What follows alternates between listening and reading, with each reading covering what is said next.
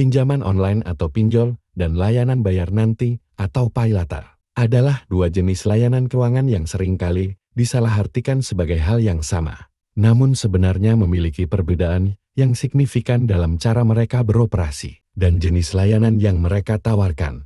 Pinjol biasanya merupakan layanan di mana individu atau bisnis dapat meminjam sejumlah uang dalam jangka waktu tertentu dengan membayar bunga atau biaya tambahan. Ini mirip dengan pinjaman tradisional, di mana jumlah pinjaman yang diberikan harus dikembalikan dalam jangka waktu tertentu dengan bunga atau biaya tambahan. Sementara itu, paylater adalah layanan yang memungkinkan pengguna untuk melakukan pembelian barang atau jasa secara instan tanpa membayar segera. Mereka memiliki waktu tertentu, biasanya beberapa minggu, untuk membayar saldo yang terutang tanpa dikenakan bunga atau biaya tambahan. Selain itu, pinjol biasanya digunakan untuk kebutuhan keuangan jangka panjang, seperti biaya pendidikan, kesehatan, renovasi rumah, atau investasi bisnis. Di sisi lain, layanan paylater lebih cocok untuk kebutuhan pembelian sehari-hari yang bersifat instan dan darurat, seperti belanja online, membayar tagihan, atau membeli makanan. Dalam pinjol,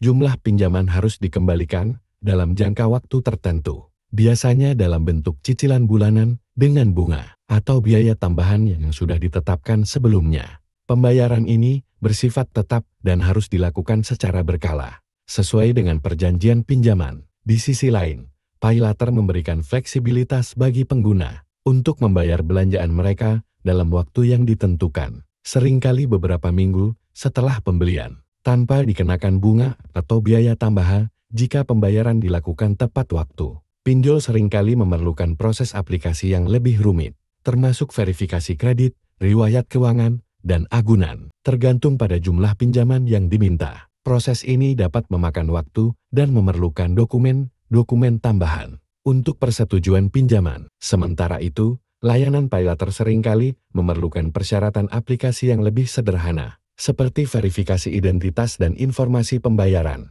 dan persetujuan seringkali dilakukan secara instan atau dalam waktu singkat. Tulis pengalamanmu terkait pinjol dan paylater di kolom komentar.